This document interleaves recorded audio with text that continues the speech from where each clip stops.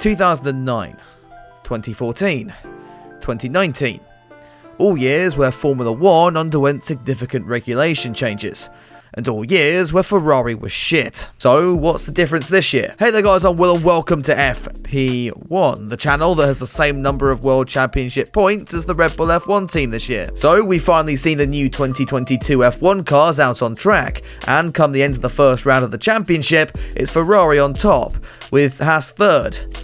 Somehow. But based off previous form, should we have all seen this coming? Well, as I said earlier, no, not really. Ferrari's form after regulation changes has historically been, suboptimal.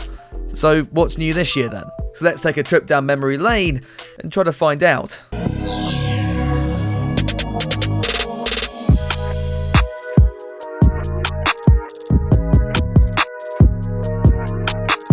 Let's kick things off with the 2009 season, where we had the first big aerodynamics rework of the 21st century. Prior to this, Ferrari had been in a relentless battle with McLaren for the previous two seasons, with both championships going down to the wire.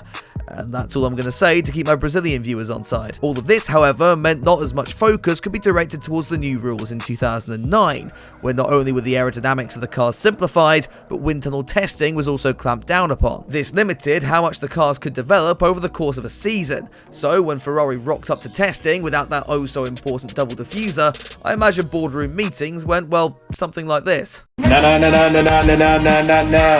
we're completely fucked, we're completely fucked.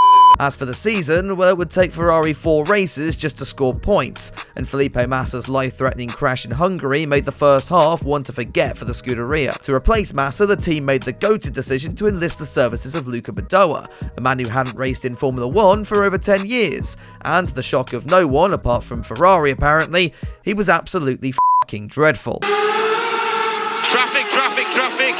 Good, no, keep going, push him. 2 races later, he was replaced by Giancarlo Fisichella. However, a lucky win for Kimi Räikkönen in Belgium was the only positive in an otherwise awful season. They would end that year 4th, their worst championship since 1993. That said, they at least had some excuses in 2009. With their constructors win the year before, likely impossible had they switched focus to the new regs at the same time as everybody else. But there were no excuses for what happened 5 years later. Ferrari were okay in 2013, picking up a couple of wins early in the season and then a string of podiums towards its end.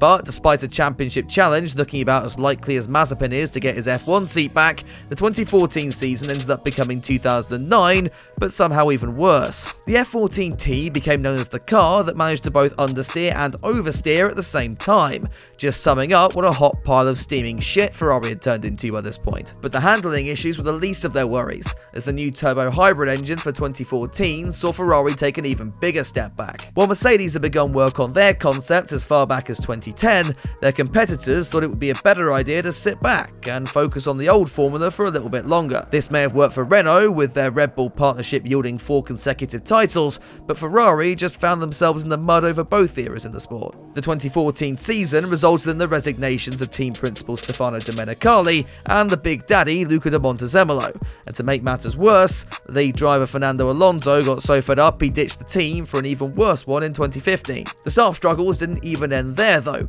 with Domenicali's replacement, Marco Mattiacci, being replaced only 7 months after he was appointed. The only positive, I guess, was that the car was at least one of the better looking ones on the grid.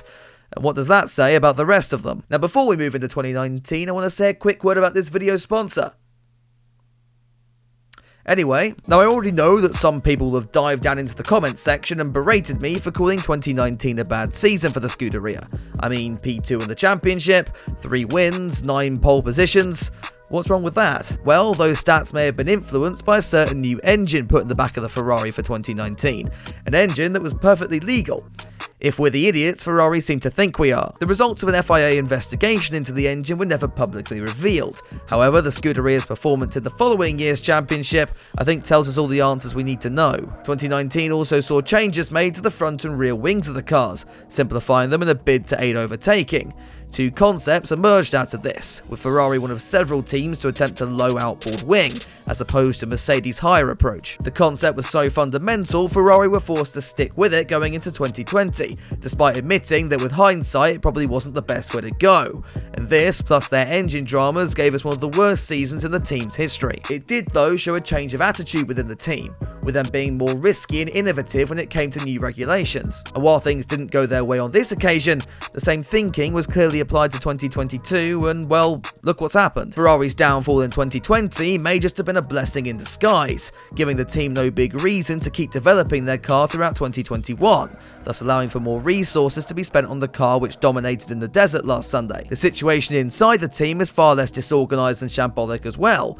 The pace drop in 2014 saw Ferrari kill themselves from the inside, losing key players that have brought the team success in the past. Let's cut back to 2019 again, and how every F1 Twitter user and their mum was calling for Mattia Binotto to be sacked for his decisions over the year. Then 2020 rolls around and the crowds of angry Italians only got larger. Yet the Scuderia stuck with Mushroom Man, giving him Yet the Scuderia stuck with Mushroom Man, giving him the job security that his predecessors never had the opportunity to indulge. The same is true on the driver front. Charles Leclerc locked into a long-term deal already, and Sainz also confirmed as of earlier this week.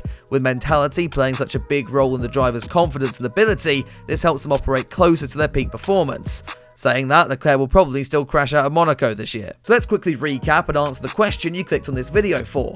Why Ferrari is suddenly good this year? Well, for me, it comes down to two key factors: the revised leadership of the team and their god-awful 2020 season. Ferrari went through 3 team principals in 2014, yet stuck with Binotto and put their trust in him despite many screaming from the hilltops to do otherwise, and have just recently extended that job security to the drivers as well. And with 2020 and therefore 2021 effectively write-offs when it came to challenging for titles, the team could afford to spend extra resources and budget on the new rules. Ironically, without the last couple of years and all the memes that came with them, we may not have seen the Scuderia cruise to a 1-2 finish in Bahrain, but that's just the way Formula 1 goes sometimes. Anyway, that's my take. Feel free to add your thoughts and join the discussion down in the comments below. And if you're new here, I spend my days getting paid to slack off F1 drivers, so if that sounds up your street, make sure you've clicked on that big red subscribe button. I've also been trying to plug my Instagram a little bit more lately, so a follow on there would also really help me out. Finally, a big thank you to all the patrons that make all this work possible, and I'll see you all